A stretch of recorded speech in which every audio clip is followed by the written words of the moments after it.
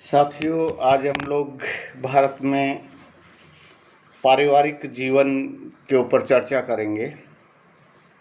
ऋग्वेद कहता है कि हे कुलवधू, तुम यहीं इसी घर में रहो, वियुक्त मत हो, अपने घर में पुत्रों और पौत्रों के साथ खेलते और आनंद मनाते हुए समस्त आयु का उपभोग करो। भारतीय सामाजिक संगठन का इतिहास 5000 वर्ष से भी अधिक पुराना है।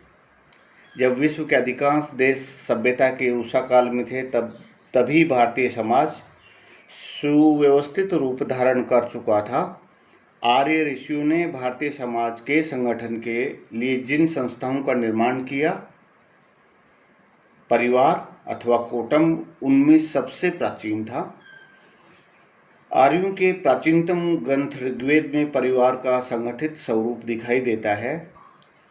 वैदिक यज्ञ अनुष्ठान, 16 संस्कार, राजन्य व्यवस्था, वर्ण व्यवस्था, आश्रम व्यवस्था, विवाह, यौन संबंध, कुल, गोत्र एवं वंश परंपरा आदि समस्त संस्थाओं एवं परंपराओं का आधार परिवार ही था। पश्चिमी संस्कृति में समाज की सबसे छोटी इकाई व्यक्ति है, किंतु भारतीय संस्कृति में समाज की सबसे छोटी इकाई परिवार को माना गया है। भारतीय समाज में परिवार रहित व्यक्ति का सहजता से जीवन यापन करना कठिन है। इसे इस प्रकार भी कहा जा सकता है कि भारतीय समाज का गठन परिवारों से हुआ है, न कि व्यक्तियों से। परिवार की रचना में थोड़ा सा परिवर्तन सामाजिक संरचना में बड़ा परिवर्तन कर देता है। भारतीय परिवारों की संरचना पश्चिमी सभ्यताओं में प्रचलित परिवारों से भिन्न है। भारत में परिवार का आशय संयुक्त परिवार से है। परिवार समस्त सभ्यताओं की सार्वभौम संस्था है, किंतु संयुक्त परिवार की संस्था केवल भारत में देखने को मिलती है। पश्चिम के व्यक्तिवादी समाज में संयुक्त परिवार एक दुर्लभ संगठन है। परिवार का आधार सुनिश्चित यौन संबंध से है, जो संतान उत्पन्न से लेकर उसके पालन पोषण, रोजगार की व्यवस्था एवं कुटुंब के वृद्ध एवं रुग्ण व्यक्तियों की समुचित देखभाल करने का एक तक विस्तृत है। परिवार के सदस्यों के मध्य भावनात्मक आबद्धता के कारण परस्पर सहयोग, गृहस्थ धर्म के उत्तरदायित्व एवं कर्तव्य बोध जैसे विचारों का निर्माण होता है। हम परिवार की परिभाषाओं की अगर बात करें तो बहुत सारे विद्वानों ने भिन्न भिन्न परिभाषाएं प्रस्तुत की हैं।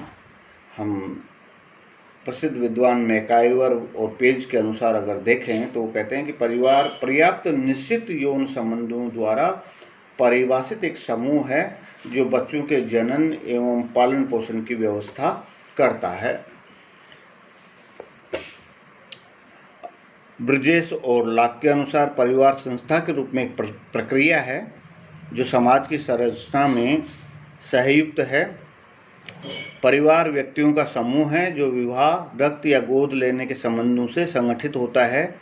इसमें एक छोटी गृहस्थी का निर्माण होता है, जिसमें पति पत्नी, पुत्र पुत्री और भाई बहन एक दूसरे से अंतःक्रियाएं करते हैं तथा एक सामान्य संस्कृति का निर्माण और देखरेख करते हैं।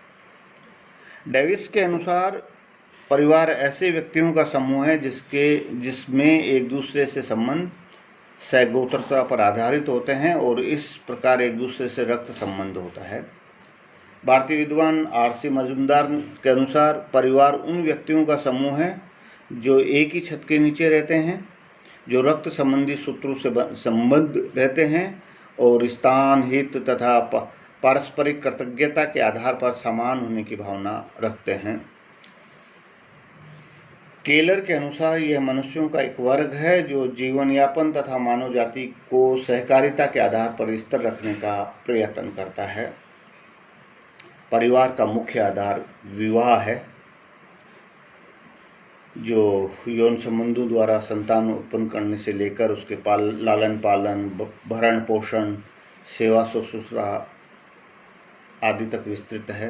परिवार में पति पत्नी, उनकी संतानें व भाई बहन रहते हैं, जिनकी पृथक वंश परंपरा होती है। परिवार समाज का लघु रूप है और समाज परिवार का विराट रूप। क्योंकि परिवार समाज की मूलभूत इकाई है, अतः मानव समाज का इतिहास परिवार से आरंभ होता है। परिवार के सहारे अन्य संस्थाओं और समितियों का जन्म संभव हो पाया है। परिवार की उत्पत्ति के संदर्भ में अगर चर्चा की जाए तो परिवार की उत्पत्ति कब और कैसे हुई, इसके संबंध में अनेक मत एवं विचार प्रकट किए गए हैं। कुछ समाजशास्त्रियों का विचार है कि मानव सभ्यता के प्रारंभ में पितृसत्तात्मक परिवार की उत्पत्ति हुई होगी, जबकि कुछ अन्य विद्वानों की मान्यता है कि पहले मातृसत्तात्मक परिवार विकसित हुए होंगे। भारत में मानव द्वारा कृषि आरंभ किए जाने के बाद मातृसत्तात्मक परिवारों का महत्व घट गया और पितृसत्तात्मक परिवार की प्रथा मजबूत होने लगी। ऋग्वैदिक काल एवं उत्तरवैदिक काल में भी संयुक्त परिवार प्रथा प्रचलित थी। परिवार का वयोवृद्ध व्यक्ति परिवार का मुखिया होता था तथा परिवार के समस्त सदस्य उसके आदेशों का पालन करते थे। बौद्ध काल में भी परिवार संयुक्त होते थे। अनेक जातक कथाओं में ऐसे परिवारों का उल्लेख मिलता है जो अपने सदस्यों के सहयोग और सहायता से चलते थे। परिवार में एकल अथवा पृथक परिवार की व्यवस्था भी देखने को मिलती है। पितृसत्तात्मक परिवारों के बारे में जानकारी मिलती है। भारतीय आर्यों में पितृसत्तात्मक तथा भारत की अनार्य सभ्यताओं में मातृ सत्तात्मक व्यवस्था परिवार की व्यवस्था के बारे में जानकारी हमें मिलती है। वैदिक युग से लेकर आज तक भारतीय परिवार के मुखिया के अधिकारों में कोई विशेष परिवर्तन नहीं हुआ है। आज भी दक्षिणी भारत में नैयर, कादर, इरुला, पुलियन आदि जातियों में तथा आसाम की गोरो और खासी जातियों में मातृसत्तात्मक परिवार पाए जाते हैं। कुछ अपवादों को छोड़ दें तो शेष भारत में पितृसत्तात्मक परिवार का अस्तित्व है। भारतीय परिवार की प्रमुख विशेषताओं की अगर चर्चा की जाए तो संक्षिप्त रूप में हम देखते हैं कि भारतीय परिवारों की जो मूलभूत विशेषताएं हैं उनमें 1 विवाह संस्कार, 2 जन्म का बंधन, 3 संयुक्त परिवार प्रथा, 4 प्रेम एवं सौहार्द, 5वां पुत्रियों से प्रेम, 6वां नारी का सम्मान, 7वां धर्माचरण और कर्तव्य परायणता, 8वां 16 संस्कार, 9वां अतिथि सत्कार, 10वीं विशेषता है 1 विवाह का आदर्श। ये इस प्रकार भारतीय परिवार परंपरागत रूप से प्रेम तथा सौहार्द पर आधारित होता था, जिसमें एक दूसरे के लिए उत्सर्ग की भावना प्रमुख होती थी। पारिवारिक संपत्ति एवं उत्तराधिकार की अगर बात करें तो भारतीय आर्य परिवारों में संपत्ति के अधिकार एवं विभाजन के संबंध में कुछ निश्चित नियम थे जिनका निर्वहन पीढ़ी दर पीढ़ी स्वतः होता था। परिवार के मुखिया के अधिकार, परिवार की संपत्ति का स्वामी घर का मुखिया था, दादा या पिता होता था। सामान्यतः दादा या पिता की मृत्यु के बाद ही उसके पुत्र पौत्रों में संपत्ति का बंटवारा होता था। मनुस्मृति में पुत्र, स्त्री और दास की संपत्ति का स्वामी परिवार के मुखिया को माना गया है।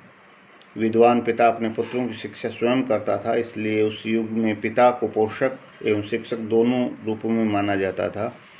पुत्र पर पिता का अधिकार अबाध होता था। पुत्र का वह जैसा चाहता उपयोग करता था। वह उसे बेच सकता था, दान कर सकता था और दंडित कर सकता था। ऋग्वेद में आए एक उल्लेख के अनुसार ऋजरावसव नामक एक पुत्र ने एक भेड़िए को 100 भेड़ें खिला दी थी। इस अपराध के लिए पिता ने ऋजरावसव की आंखें निकला ली थी। नचिकेता अपने पिता वज्रश्रवा द्वारा यमराज को दान कर दी गई। परिवार में माता का स्थान, परिवार में माता को उच्च एवं प्रतिष्ठित स्थान प्राप्त था। वेदों में माता का अभिनंदन किया गया है। भगवान के पूजन में भगवान को पिता के साथ साथ माता भी कहा गया है। जब ब्रह्मचारी शिक्षा प्राप्त करता था तब आचार्य उसे शिक्षा देता था कि वह देवता की तरह माता का सम्मान करे। रामायण में कौशल्या तथा महाभारत में कुंती एवं गांधारी के रूप में उस काल की माताओं की गरिमा का अनुमान किया जा सकता है। और सामूहिक संपत्ति, परिवार की संपत्ति किसी भी सदस्य की व्यक्तिगत संपत्ति नहीं मानी जाती थी, अपितु परिवार के समस्त सदस्यों की सामूहिक संपत्ति मानी जाती थी। उत्तरवैदिक काल में संपत्ति के अंतर्गत पशु, भूमि एवं आभूषणों को सम्मिलित किया जाता था। स्त्री धन, स्त्री को विवाह के समय दहेज या उपहार के रूप में प्राप्त धन उस स्त्री की व्यक्तिगत संपत्ति होता था, उसे स्त्री धन कहा जाता था। सैद्धांतिक रूप से वह स्त्री इस धन का स्वतंत्रता पूर्वक उपयोग कर सकती थी, किंतु व्यवहारिक रूप में वह धन भी पूरे परिवार के काम आता था। परिवार की संपत्ति के बंटवारे की जानकारी हमें मिलती है।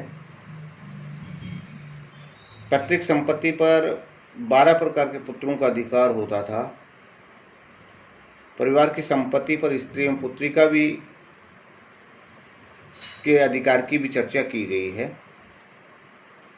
भारतीय परिवार के प्रमुख कर्तव्य, विश्व की प्रत्येक संस्कृति में परिवार के प्रमुख कर्तव्यों में बच्चों का लालन पालन, वृद्धों की सेवा, बीमारों की शुश्रूषा तथा प्रत्येक सदस्य को संरक्षण एवं सहारा देना शामिल होता है। किंतु भारतीय परिवार कुछ विशिष्ट कार्यों को भी संपादित करता है। 3 ऋणों से उऋण होना, 5 महायज्ञ करना तथा 16 संस्कारों को संपादित करना प्रत्येक भारतीय परिवार के प्रमुख कर्तव्य। 3 ऋण, देव ऋण, ऋषि ऋण, पितृ ऋण, 5 महायज्ञ, ब्रह्मयज्ञ, देवयज्ञ, भूतयज्ञ, पितृयज्ञ और मनुष्य यज्ञ। भारत में, प्राचीन भारत में 8 प्रकार के विवाहों की जानकारी मिलती है।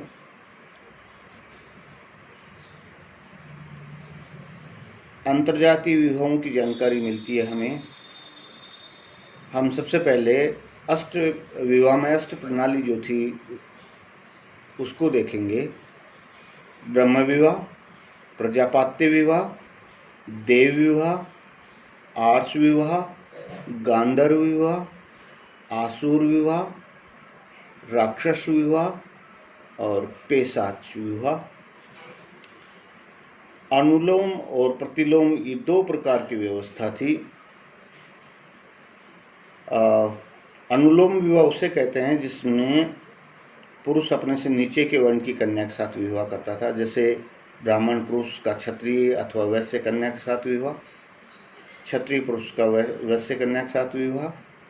दूसरी व्यवस्था थी प्रतिलोम विवाह। वे होते थे जिसमें कोई पुरुष अपने से ऊंचे वर्ण की कन्या से विवाह करता था, जैसे क्षत्रिय पुरुष और ब्राह्मण कन्या अथवा वैश्य पुरुष और क्षत्रिय अथवा ब्राह्मण कन्या। धर्मशास्त्रों ने अनुलोम विवाह को मान्यता दी, जबकि प्रतिलोम विवाह को धर्म विरुद्ध एवं उससे उत्पन्न संतान को अवैध माना। भारतीय व्यवस्था में कुल और गोत्र के ऊपर भी विचार किया गया था। कुल और गोत्र को भी जो है महत्व दिया गया था। प्राचीन हिंदू धर्मशास्त्रों में माता पिता के गोत्र, प्रवर एवं रक्त संबंध के भीतर विवाह करना निषेध माना गया है। गोत्र और प्रवर उस पूर्वज ऋषि के नाम होते हैं जिससे किसी समुदाय विशेष की उत्पत्ति मानी गई है। ब्राह्मण, क्षत्रिय एवं वैश्य सहित विभिन्न जातियां स्वयं को किसी प्रकार किसी न किसी प्राचीन ऋषि यथा भरद्वाज, वशिष्ठ, शांडिल्य आदि की संतान मानती हैं। अतः एक ही पूर्वज की संतान पारस्परिक विवाह सूत्र में नहीं बांधी जा सकती। सैपिंड के भीतर भी विवाह निषिद्ध माना गया है। सैपिंड से अभिप्राय माता पिता के रक्त से संबंध से है। वर्तमान समय में सामान्यतः 4 कुलों दादा, दादी, नाना एवं नानी के गोत्र टालकर विवाह किया जाता है। अब 3 गोत्र टालने का प्रचलन धीरे धीरे भारत में बढ़ता जा रहा है। नियोग प्रथा, भारतीय समाज में नियोग प्रथा अति प्राचीन काल से प्रचलन में रही है। इस प्रथा में कोई भी स्त्री निसंतान अवस्था में अपने पति की मृत्यु होने पर अथवा पति के नपुंसक या रोगी होने पर अपने देवर या अन्य सहगोत्र सजातीय पुरुष के साथ समागम करके नियोग स्थापित करके पुत्र उत्पन्न कर सकती है। इस प्रकार से उत्पन्न पुत्र को स्मृतियों में क्षेत्रज पुत्र कहा गया है।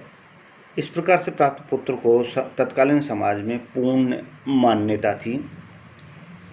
भारतीय धर्म ग्रंथों में विवाह जन्म जन्म का संबंध माना गया है, इसलिए विवाह विच्छेद जैसी व्यवस्था भारतीय व्यवस्था में नहीं मिलती है।